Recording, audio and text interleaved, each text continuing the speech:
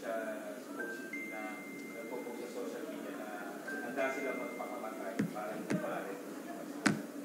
Yun ang nakakatakot dun, sir, eh. Yun ang mga sinasabi ko, eh. Kasi pag pinag-usapan natin ng faith kasi, dyan mapupunta yan. May mga fanatics tayo na hindi natin maiwasan.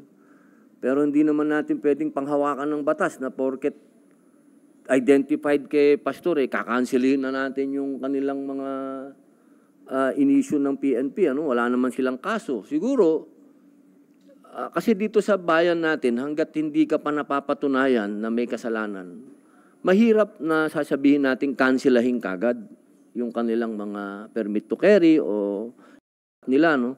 Kasi kailangan may proseso din yun. Kailangan mapatunayan muna na sila ba ay may nagawang kasalanan. Kasi minsan yung mga ganun na ang hirap pare, napakahirap na parang kasi ako, nangyari sa akin yan, kinansila ko pare na ano yan ha. Nung sumuporta tayo sa 2013 na gulo sa Lahad Datu. Openly, sumuporta tayo sa mga tausug. Ang nangyari sa akin doon, nakansila lahat yung...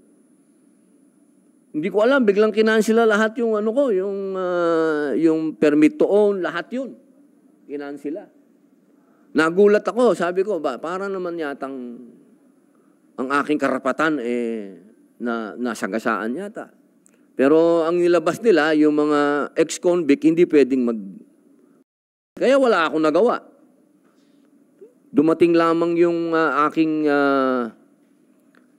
absolute pardon, kaya ako nakakuha uli ng... Pero sabihin, sana... yung mga ganitong bagay, wag na nating palakihin ba? Yung mga supporter ni pastor, natural lang di silang makapagsalita dahil sa kanila, pakiramdam nila, naapi yung kanilang pastor. Wag lang sana, pakiusap lang natin dito sa mga kaibigan natin, maging kalmado po kayo. Hindi solusyon ang karahasan. At tandaan po natin, si pastor ay lingkod ng Diyos. At ang kanya pong dinadanas ngayon isang pagsubok sa kanyang pananampalataya at sa pananampalataya ng tinatayuan niyang relihiyon. At isang bagay ito na nagpapatunay na kapag malapit tayo sa pagsubok, ibig sabihin malapit tayo sa Diyos. Kaya siguro po, ang gawin na lang natin, manalangin tayo ng kapayapaan. Kung ano man ang mangyari, sumurrender man si pastor o mahuli, sana walang karahasan na mangyari. Okay. Sir, when you say setting aside politics, do you mean we have to simply ignore the complaints of the victims of Kibuloy? What is that amount to condoning his illegal activities? Ay, hindi po. Huwag po natin i-ignore, no? Dahil ito po ay ang pakiusap po natin, pag-usapan po ito sa korte. Kasi sa court po, yan hindi may impluwensyahan yan ng tinatawag natin politically motivated cases. Ano? Kasi alam naman po natin na yung ganitong bagay, hindi natin maiiwasan na magkaroon ng kulay politika. Kasi alam naman natin yung mga naganap noong panahon ng administrasyon ni Pangulong Rodrigo Roa Duterte at sa administrasyon ngayon. Siyempre, hindi naman po tayo mga bulag. Alam naman natin yun, na number one na supporter ni Pangulong Rodrigo Roa Duterte, si Pastor Kibuloy. Number two, lumaban yan sa mga NPA, sa mga komunista. Hindi naman po natin maipagkakaila din na karamihan sa mga sumusuporta ng laban kay Pastor Kibuloy, may kinalaman sa politika. Sir, nang-encourage kayo na sana maraming pumasok sa military reservists. Recently, nag-oath-taking si Senate President Zubiri bilang Army Reservist. At sabi niya, nang-hikayat na rin siya sa marami na mag-enlist kasi nga because of the situation and at the same time para prepare tayo in case may mga calamities. Ano po ako, sa katunayan, napag-usapan na po namin yan ni SP.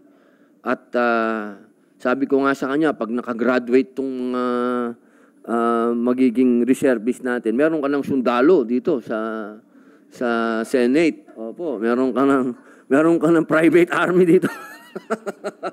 Di po, kasi bilang tayo po ang pangatlong sangay ng gobyerno, kailangan lamang po talaga na yung pagsiservisyo natin sa gobyerno, kasama dyan ng pagiging reservist.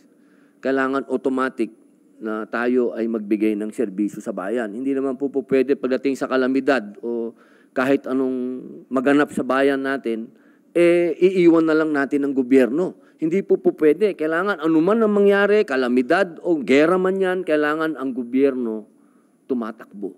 Para ang bayan natin, ang mga taong bayan natin, ang ating mamamayan, huwag silang mawalan ng fighting spirit. Ano man yan, kalamidad man o anuman gulo. At naniniwala po ako na dadami pa dito sa Senate ang mag-reservist. Kasama daw ang press corps.